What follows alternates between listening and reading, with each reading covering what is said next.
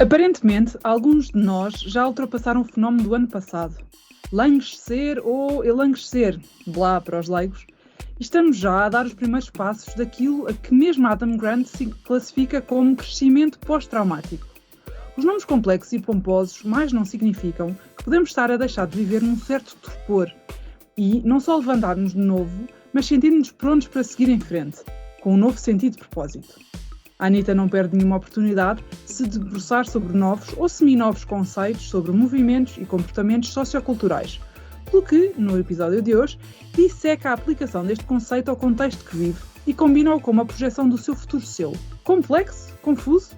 Pode ser, mas tem tudo para ser uma excelente conversa a três. Olá Billy, olá Ellie, que bom estar de volta. Olá Constância, bem-vinda. Olá, Obrigada. bem-vinda. Já tinha saudades.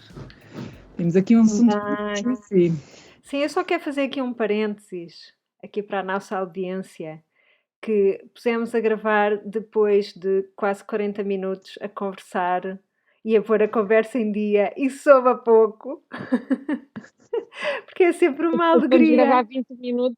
Vamos gravar 20 minutos, se quiserem saber o resto que estava antes, pá, liguem-nos. Olha, ou assinem a newsletter, porque à luz daquilo que conversámos no episódio anterior, a newsletter agora vai conter assim mais uns juicy bits, não é? Exatamente. Portanto, Vamos. como descarrilar o episódio logo a seguir à introdução? Lição número 1. Olha, Vamos centrar. vamos voltar aqui à nossa introdução. Eu achei muita graça esta expressão de crescimento pós-traumático. O que é que vocês me dizem sobre isso? Sentem-se num crescimento pós-traumático? Olha, eu confesso que tenho uma certa predileção por este tipo de exercício, não é? Em que tu consegues capturar com uma expressão uma série de emoções, de acontecimentos, de coisas. E, portanto, fui ver, obviamente, o que é que o Adam Grant, que já tinha cunhado a expressão languishing, que não é original dele, mas que ajudou a descrever o estado em que nós estávamos a seguir quando a pandemia começou a abrandar. Então fui ver o que é que ele queria dizer com isto de crescimento pós-traumático, que não é novo, ok? Ele já escreveu um livro com a Sheryl Sandberg sobre o tema exatamente quando ela perdeu o marido e escreveu sobre perda e sobre como ultrapassar e como seguir em frente após o trauma. É o plano B, se não me engano, não é? Exatamente. Eu li e gostei muito. E portanto, ele adapta, não é? Vai buscar a expressão, que é uma expressão já usada em termos científicos também, para mostrar que a adversidade, o trauma, têm normalmente, ou podem dar lugar a este, no seu seguimento, em que as pessoas, não é só a questão de se porem de pé novamente, mas é uma questão de propulsão, de impulso, de seguirem em frente, e que normalmente tem associado um propósito, um novo propósito, ou um sentido de vida mais profundo, e é isto que ele diz que começa a notar nas pessoas, que deixa de ser esta existência quase em suspenso, de aversão ao risco, de pouca alegria ou pouca exuberância, e que então estamos a dar esse passo em frente em que procuramos. É quase um sentido de crescimento pessoal.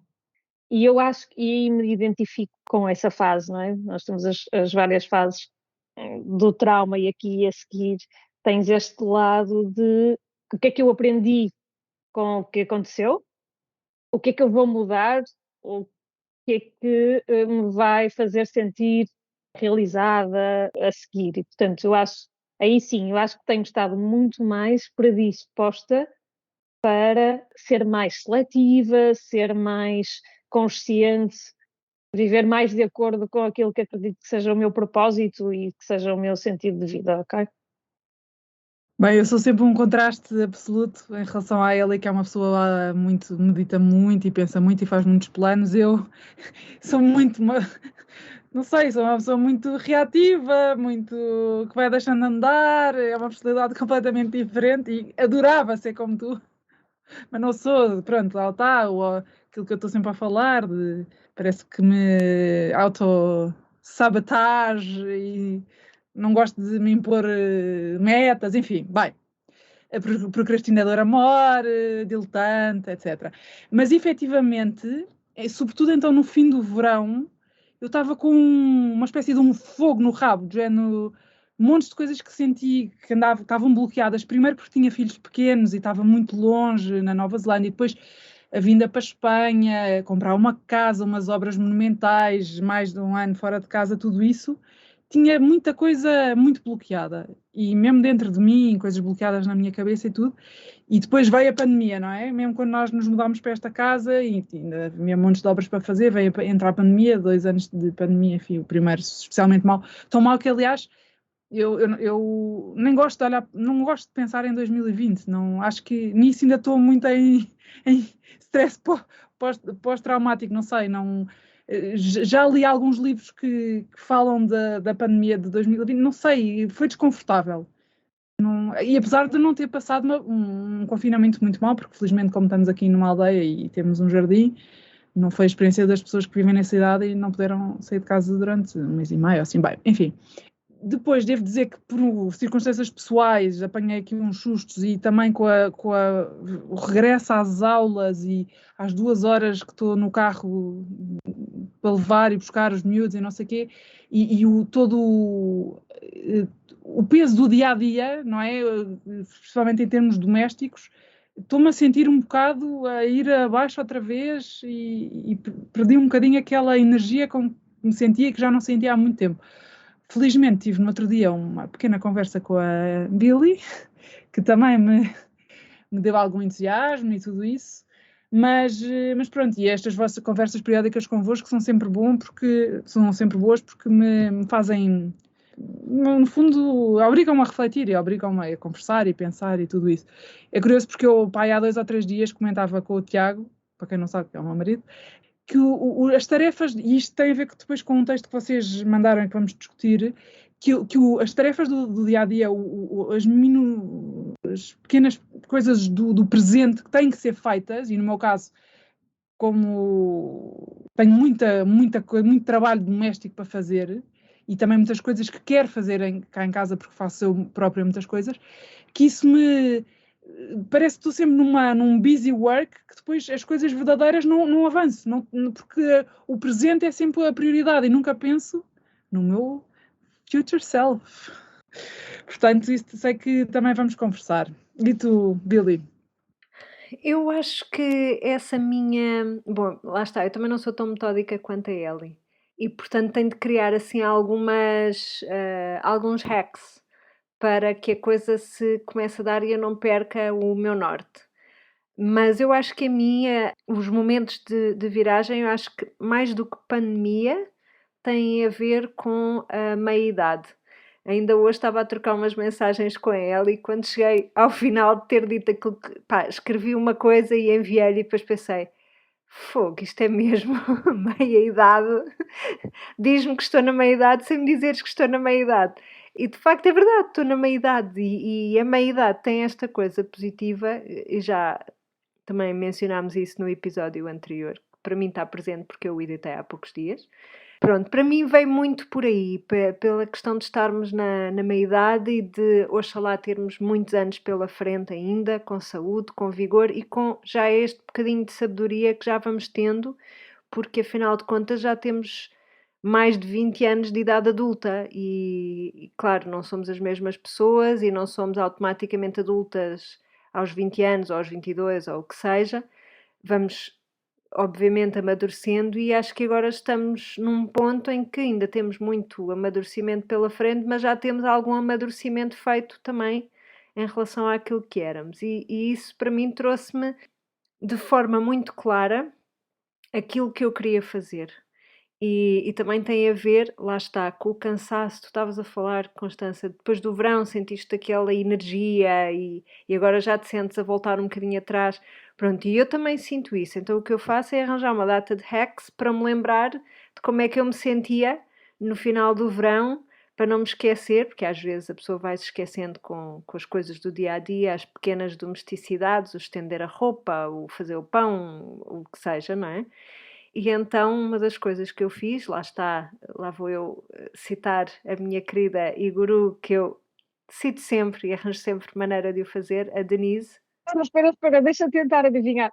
Foste rápida demais. Quem é? Eu ia Quem apostar que era será? a Denise. Eu ia apostar que era a Denise. Ninguém, não sei como é que conseguem chegar lá, mas pronto. Não, mas uma das coisas que ela recomenda é criar uma série de lembretes automáticos. E eu criei uma série de lembretes automáticos na minha agenda, com repetições e alertas. Então aparecem-me umas notificações de coisas que para mim fazem sentido e que me guiam. Portanto, criei-as uma vez e agora eu vejo e fico. Às vezes não dá tempo, é só passar e acabou-se. Mas outras vezes vejo e penso, porque lá está, as coisas que eu configurei nos meus lembretes são do meu future self. Portanto, eu já estou no meu future self e aquele lembrete aparece-me e eu vejo e penso, sim, eu sou. Eu sei que eu ainda não sou aquela pessoa, mas eu estou a caminhar para lá. Portanto, é aqui o meu hack pouco de pessoa menos organizada e estruturada que é a Ellie, mas a pensar um bocado nisso. E também, quando eu li o artigo do Future Self que a Ellie partilhou connosco, lembrei-me logo de um exercício que fizemos. Ellie, eu acho que tu também consegues adivinhar esta. Tu consegues? O Darren Greatley, não. O Artist Way. Estás perto? A Tara não sei o quê. Isso! A Constança ganhou. Deixa-me só fazer Playing Big! Playing Big! Playing Big, Playing exatamente. Big, que eu tenho ali na minha mesa de cabeceira e ainda não abri, porque pronto. Deixa-me só contar-vos uma coisa completamente ao lado, mas eu agora ando obcecada com um podcast espanhol que se chama Las Hijas de Felipe, que é sobre coscovilhices barrocas, século XVII, e há uma que está sempre, todos os episódios fala na Santa Teresa, e já goza. Eu vou falar na minha querida Santa Teresa e eu lembro-me sempre de ti a falar na Denise. Na Santa Denise. Exatamente. Tão bom. Gosto, só por isso acho que já quero ir ouvir. Extraordinário, é? E elas têm muita graça. Não é nada um podcast, apesar de ser sobre temas bastante obscuros de história, é muito juicy, é muito, muito giro. Vou pôr na lista. Voltando então à Tara Moore, quando eu fiz o Playing Big a primeira vez, mas isso é um módulo, eu fiz a primeira vez em 2012, mas é um módulo que se mantém. Há um dos exercícios que é precisamente esse, é um exercício assim de visualização em que nós visualizamos o nosso eu daqui a 20 anos e depois fazemos uma série de perguntas ao nosso eu daqui a 20 anos e depois a seguir à visualização temos uns minutos para fazer journaling, para contar o que o nosso eu daqui a 20 anos nos respondeu, onde é que vivia, onde é que tinha sido a conversa, como é que era o ambiente. E depois o módulo continua e o que ela diz é, então mantenham presente essa imagem do vosso eu daqui a 20 anos e vamos todos os dias caminhar um bocadinho para lá.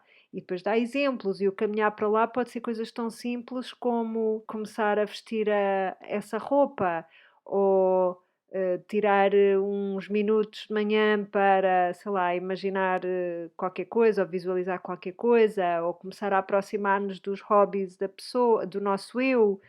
Portanto, para fazermos assim uma coisinha, não é preciso mudar a vida toda de uma vez. Às vezes, com pequenos incrementos de 5 minutos por dia, conseguimos começar a caminhar. E eu acho que todos os auxiliares, todos os hacks são bons para isso. E não só, eu acho que isso dá um norte enorme e às vezes na vida é preciso tomar decisões, pequenas decisões ou grandes decisões, vamos mudar de casa, mudo de trabalho, não sei o quê, e tu teres presente a pessoa que queres ser daqui a 20 ou 15 anos, se entretanto tiver passado o tempo, pode ser não é, o ponto no fim daquela estrada, portanto sabes que caminho tomar. Eu acho esse exercício extraordinário. Mas sabes que eu acho que a vida é muito mais das pequenas decisões do que das grandes decisões. Não é que não haja grandes decisões que marcam a vida toda, sem dúvida. Mas é muito.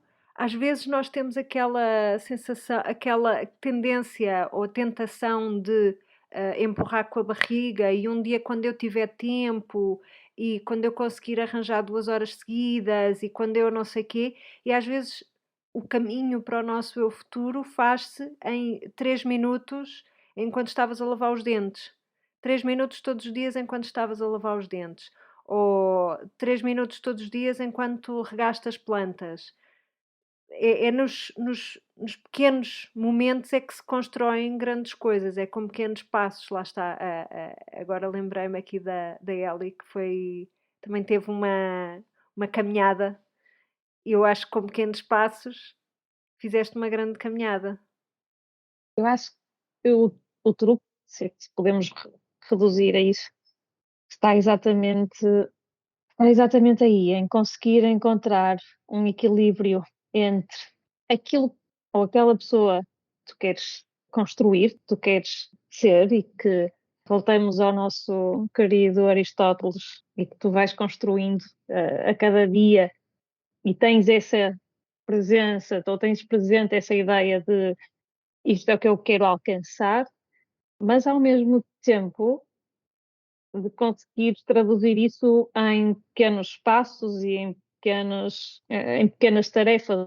Por um lado, não te bloqueiam, que te permitem ir sentindo o progresso, mas ao mesmo tempo eu acho que uma das maiores dificuldades que eu senti, e acho que essencialmente em final de curso, início de carreira, era a insatisfação constante de querer fazer mais e chegar ao degrau seguinte, e chegar e fazer isto e aquilo, e que acabava por não permitir nunca aproveitar a cada momento. Então é este equilíbrio de estás no presente e estás a desfrutar daquilo que tens, sem entrares em ansiedade de eu queria mesmo era ter aquilo e vai ser daqui a 2 anos ou 10 anos ou quando me reformar.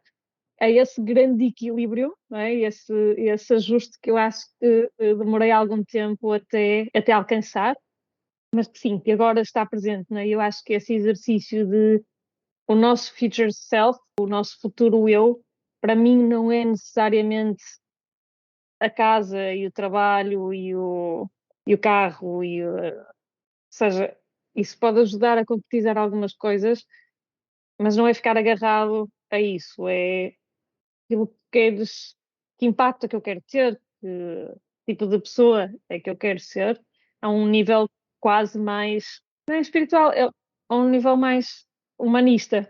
E eu acho que essa foi a maior conquista, ou tem sido a maior conquista. Olhem, e como é que vocês vão pôr em prática, em ação, esse tal crescimento pós-traumático ou a saída desse torpor? Como é que vocês sentem que podem aplicar essa energia? Acho que no meu caso tem passado por, falava no início, de ser mais, falta-me a palavra, não é só criteriosa, é mais intencional naquilo que me predisponho a fazer ou que me predisponho a alcançar. Sinto-me muito mais criteriosa nesse aspecto de assegurar que não é fazer por fazer, nem é o deixar-me ir na roda do hamster, é sentir que aquilo que vou fazer acrescenta valor, e não num sentido de grandiosidade ou de seja visível para os outros, mas naquilo que me faz sentir. E passa por escolhas de projetos ou de colaborações ou simplesmente na forma como vou começar o dia ou com o que é que vou ocupar o dia, e se vou dar espaço para ir fazer exercício físico, ir lanchar ao final do dia com miúdos e dedicar horas mais intensivas aos projetos para assegurar que tenho progresso, que sou produtiva, mas que ao mesmo tempo os meus dias são mais completos, por exemplo, não é? Portanto, vai às coisas pequeninas do dia a dia e não só às grandes escolhas que falávamos há pouco também. E tu, Constança? Sim, para mim é um enorme desafio, é sempre um enorme desafio. Eu às vezes penso como é que eu consegui tirar um curso e ser boa aluna, porque eu nunca nem mesmo na escola, que nunca tive problemas nenhuns, Eu só me deparei com minha enorme resistência à disciplina e à organização formal mais tarde. Quase uma rebeldia, mas malgré moi, não sei. Eu, no fundo, eu só vou conseguir... Bem, há coisas pequenas, como por exemplo, eu quero chegar aos 70 anos minimamente em boa forma física, então eu proponho-me andar todos os dias, fazer uma caminhada todos os dias, e sei que tenho que fazer essa caminhada, não só para agora, como para um dia mais tarde, estar bem. Nesse aspecto, eu acho que o futuro pode ajudar a motivar o presente, ou fazer-te andar para a frente, não é? Em termos dos meus projetos pessoais ou profissionais, eu tenho mesmo que... Mas não consigo, é horrível. Não consigo dizer das 8 às 10 vou fazer isto. Não consigo. Porque no momento em que decido isso, há uma resistência enorme. Não sei, eu se calhar preciso... É que eu acho que eu vou dizer, precisas de um psicólogo ou precisas de um coach, mas eu não consigo sequer, por exemplo, para mim ir a um nutricionista que fui há um ano, eu sei o que é que tenho que fazer e pensei, se calhar se houver alguém a dizer-me, não sei, eu de certeza que daqui a 20 ou 30 anos e tudo isto estará estudadíssimo e as pessoas como eu conseguirão imensa ajuda e alívio e não sei.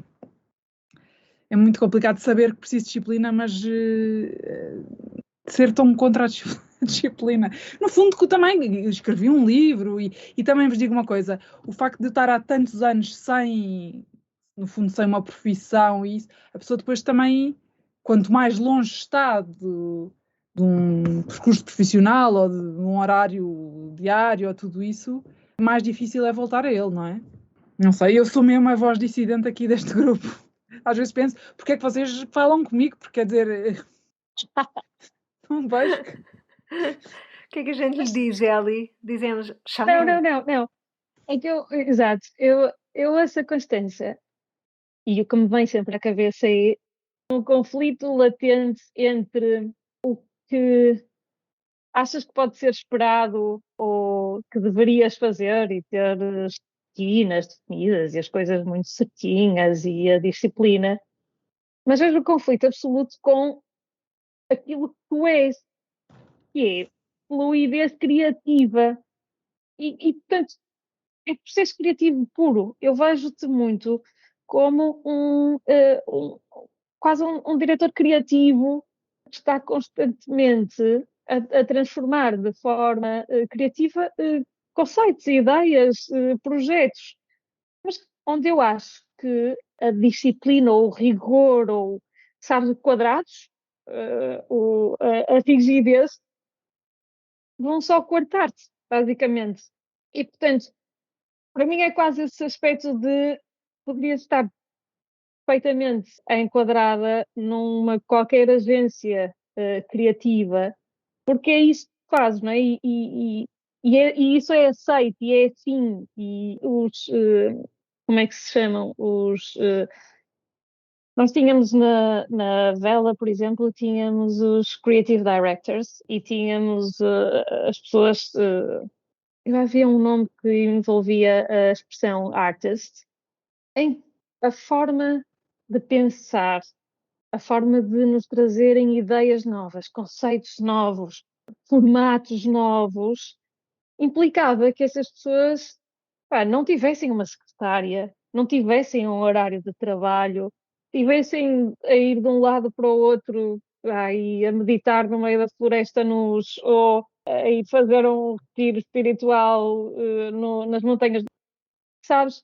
E isso era o que os tornava bons e fortes naquilo que depois aportavam. E o facto de encontrarem um espaço onde lhes davam valor por isso era uma conquista.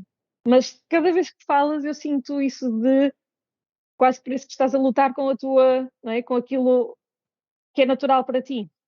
Eu nunca tinha pensado nisso assim, mas é verdade que o que eu sinto, e por isso é que eu também sou tão resistente à rotina e à disciplina, parece que nem é um valor que eu tenho, a minha essência é eu preciso ser independente e livre, preciso, e de mim própria.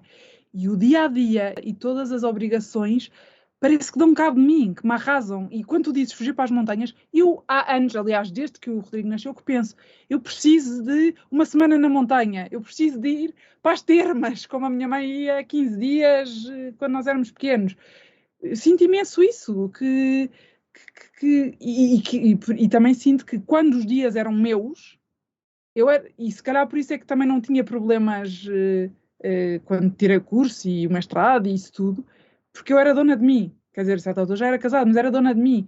E portanto, conseguia organizar-me, porque no fundo eu é que dizia tudo, não é? Não tinha nada me era imposto, dentro das coisas normais, não é? E sentia, lá está, e isso alimentava-me, enquanto isto parece que me está sempre a comer e a tirar energia. Tu agora, digo-te, não sei se alguma vez teria valor para ser creative director de alguma coisa, não, mas que esse estilo de vida, e sabes, que não é só que me agrada ou que me puxa, é que sou eu, é verdade. E é engraçado que eu também adorava poder, mas como nós vivemos aqui no meio do nada, não temos o mínimo de apoio, nem familiar, nem babysitters, por exemplo, poder ir, nem é preciso grandezas, mas poder fazer umas viagens sozinha. E quando estou sozinha, por exemplo, quando estou em Portugal e os miúdos estão na praia com o Tiago ou com os avós e eu estou sozinha em Lisboa, eu sinto parece que volta a mim. E isto pode parecer, és uma egoísta, não, é a minha essência. Eu estou a ler agora o Mulheres que Correm com os Lobos. Também falámos no tema no episódio passado, há aqui umas repetições, só que de facto é assim um livro bastante marcante. E para quem não conhece, o Mulheres que Correm com os Lobos é um ensaio em que a autora vai buscar uma série de contos populares e que os vai analisar como o caminho que a mulher precisa de fazer para se libertar e para poder voltar a contactar com o seu eu instintivo, que ela chama a mulher loba, a mulher selvagem. E é muito curioso porque ela fala imenso da necessidade da mulher estar sozinha, da solidão como um processo terapêutico. E a solidão pode acontecer até no meio de uma grande confusão, mas ela fala muito da necessidade de voltar a encontrar aquela porta para nos levar ao nosso mundo interior. Recomendo muito a leitura e, portanto, não acho nada que seja uma coisa egoísta. Sabes que quando eu comecei, não foi quando comecei a fazer terapia, mas foi já bem entrada no processo de terapia, a minha analista, a dada altura, disse-me: nunca te esqueças que no avião eles dizem à mãe para pôr a máscara primeiro e depois é que vai ajudar as crianças. Não é à toa. E para mim aquilo foi assim do género: o quê? Eu posso me pôr a mim à frente dos outros? Eu posso tratar de mim antes de tratar dos outros? E na verdade não é eu posso, é eu devo. É que se tu não estiveres bem, tu também não podes ajudar os outros e não podes atingir o teu potencial e não podes servir os outros da mesma maneira. Sabes que eu acho que há pessoas que... Eu acho que nós todos nascemos com algum tipo de personalidade, não sei se encaixam em certas categorias ou não, mas há pessoas que estão mais qualificadas à partida para viver numa sociedade organizada ocidental e outras menos. Se fores extrovertido é mais fácil, se fores organizado é mais fácil, se fores disciplinado, não sei o quê. E eu sinto que tenho essas necessidades, e por isso é que eu digo, as pessoas podem achar que isto é egoísta. Eu não acho que seja egoísta. Para mim isto é a minha essência. Mas tenta explicar isso às pessoas que estão à tua volta. Por exemplo, o Tiago tem a sorte de perceber perfeitamente e tudo, e só não faço mais porque efetivamente o dinheiro não é limitado e não temos ainda temos filhos bastante pequenos e tudo. E ele trabalha para um lado e a escola é para o outro, portanto é muito complicado o dia a dia de organizar. Mas outras pessoas à minha volta não percebem isso e é complicado. E isso também, às vezes, eu também sinto que me coarta ainda mais, não é? Se eu às vezes não tivesse... Não que eu nunca me interessei o que é que as outras pessoas à minha volta acham de mim, não é isso, mas há um mínimo que a pessoa tem que encaixar, não é? Numa família, numa organização, numa sociedade, até aqui num pueblo, não é? Numa aldeia em que esperam que tu faças uma determinadas número de coisas e que apareças em não sei quantas ocasiões e celebrações e não sei o quê, e se não apareces, não só acham que tu Tipo, não és um cada malta, não é? Mas quase que és uma má pessoa e depois isso tem repercussões noutras coisas. Isto não estou a dizer, coitadinha de mim, não é nada disso, nada. É só para, mesmo quem nos ouve, às vezes isto também é importante para nós percebermos quem está à nossa volta. E por isso é que aquele esquema das personalidades, e eu falo muito na Gretchen Rubin, não é? Tu falas não tanto como tu na Denise, mas eu de facto aquele quadro que ela tem de como é que as pessoas gerem as expectativas dos quatro tipos de personalidade, e ajuda-nos não só a percebermos a nós próprios, como muitas das pessoas que nos rodeiam. Se não falares da Santa Gretchen, não vale. Tens de ser Santa Gretchen. Sabes que estavas a falar e eu estava-me a lembrar, e eu acho que isto é válido para tudo na vida. É também uma das coisas que a autora do livro das Mulheres que Correm com os Lobos também fala. Mas é uma coisa que eu também já vi em em ambientes de empreendedorismo, em redes de networking e tudo. Um dos grandes conselhos é rodeia-te das pessoas que te puxam para cima. E isso, lá está, funciona ao nível pessoal, funciona ao nível de trabalho, ao nível profissional e ao nível também do empreendedorismo.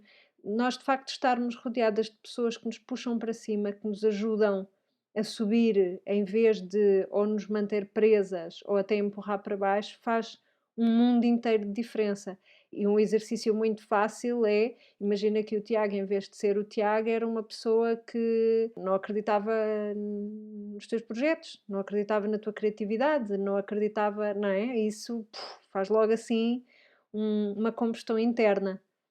Absolutamente, e eu penso muitas vezes que um casamento é o maior jogo de sorte ou de azar que tens. Eu lembro de um amigo do meu pai, quando eu me ia casar, ter feito um comentário desse género, e é mesmo verdade, porque tu com 20 e poucos anos, namoraste com a pessoa 1, 2, 3 anos, ou pessoas que namoraram muito, mas não sabes como é que vão crescer, e não sabes como é que tu vais crescer, e se vão aparecer coisas. E eu tenho tido a sorte de facto, o Tiago me apoia e me compreende acima de tudo e me respeita. Sim, grávida para mim nunca foi ter uma carreira, não é? E ganhar dinheiro, não é isso, mas no fundo eu tenho alguns projetos que gostava de fazer e imagino, desde pequena que me imagino tipo como uma escritora que vive, que vive um bocado no seu mundo, mas uma escritora tipo anos 30 e 40, não é? Não é como agora que tem que estar sempre em social media e a fazer-se, a auto-vender-se e auto-promover-se e não sei o quê. Uma pessoa que a deixam sossegada, que uma ou duas vezes, uma vez por ano, uma vez de 2 em 2 anos, deita cá para fora qualquer coisa e depois próximo projeto, percebes? Para mim seria... Uma Helena Ferrante desta vida. Isso por acaso a mim também me interessa. Estava aqui a pensar, sabes que eu acho que há uma das coisas, não sei onde é que eu vi, não sei se foi na Santa Denise, não foi, mas um dos conselhos era get out of your own way. Em que sentido? Sabes aqueles jogadores de futebol que vão a progredir no campo e depois tropeçam na bola? Eu acho que às vezes nós tropeçamos na bola. Ou seja, nós às vezes colocamos a nós próprias barreiras, mas que são nossas, só nossas. Eu acho que tu, se calhar, agora ainda não consegues fazer essa vida mais de ermita de 6 meses a produzir e depois sai o livro da Helena Ferrante, não sei o quê, se calhar ainda não. Mas eu acho que tu estás no caminho para isso. Não, e aí isto vai dar ao nosso tema de conversa. Eu, se quero ser essa pessoa, todos os dias tenho que me sentar a escrever, percebes? 5 não minutos. posso pensar um dia, não é? Eu agora tenho muito que fazer um dia e de fazer. Não, eu tenho que pensar, se eu quero ser essa pessoa daqui a 20 anos, e não estou a dizer a Helena Ferrante, não é? Escrever uns livrinhos, nem que seja de crafts ou de outra coisa qualquer, ou uns cursos, ou o que seja, tenho que ou todos os dias, ou 2 ou 3 vezes por semana, tenho que arranjar espaço para isso, pronto. Mas E nesse aspecto... Tenho um amigo que me fez lembrar, agora estavas a falar, fez-me lembrar o projeto que ele esteve a fazer, muito rapidamente. Ele é ex-proctor, o mesmo tipo de profissão que eu, saiu há uns anos, e há 3 anos resolveu fazer um projeto em que escreveu um livro, um comics, mas que funciona também como guided journal para jovens adultos. porque ele é muito dado à mentoria e paixão por desenvolver miúdos, ok? Dar-lhes oportunidades e ajudá-los no caminho que eles têm a fazer. Então há 3 anos decidiu começar a fazer isso, mas foi buscar miúdos. Foi buscar desses miúdos, uns do lado do design, outros do lado do web, outros do lado do que quer que fosse, e criaram aquilo em conjunto, ok? E agora estão a fazer uma campanha de crowdsourcing para financiar aquilo. Aí eu estavas a falar, eu estava a pensar, tipo, eu vejo a Constança a começar um projeto destes, em que vai buscar colaboradores de que quer que seja, de outras pessoas com quem ela se identifica ou que podem ajudar a complementar ou o que quer que seja, mas que não tem necessariamente de ser uma equipa que está ali fisicamente ou presencialmente junta. E tu tens perfil Patreon e tens perfil Indiegogo ou crowdsourcing, o que quer que seja, percebes? Já tens uma comunidade à tua volta e que te vai apoiar e que bebe daquilo que tu lhes dás como inspiração. E vejo muito esse tipo de projetos como saindo de ti. Obrigada, Eli. Deste-me aqui muita coisa em que pensar. Muita mesmo. Olha, eu gosto imenso de falar convosco. Gosto imenso de sentir que há pessoas que nos estão a ouvir e que se calhar estão a tirar algum partido disto. Gosto quando essas pessoas falam de volta connosco. Portanto, acho que com a vossa newsletter no formato, as pessoas podem responder ou não? Sim, podem sempre responder. Isso é muito giro. Pode-se criar uma conversa muito gira e até novos temas de conversa e tudo. Estado e provado, não é? Tipo o teste do algodão. As 3 Anitas hoje recomendam um exercício de Future Self. Há vários formatos, há várias formas de o fazer. O que importa é, mais uma vez, este tempo para autoconhecimento e sairmos da rotina e do busy do dia-a-dia e conseguirmos este espaço para visualizarmos e começarmos a construir ou continuarmos a construir aquilo que queremos ser. Estamos também disponíveis no consultório, caso vos apeteça fazer o exercício guiado. E, portanto, não hesitem em aproveitar alguma das sessões que estão disponíveis até final do ano. Podem ir à página anitanotrabalho.com/consultório e lá vão ter um link depois para o nosso calendário. E aí aproveitem para marcar. Nós não temos muitos slots disponíveis porque, pronto, a vida não permite mais. Mas aproveitem e vemo-nos daqui a 2 semanas ou no consultório.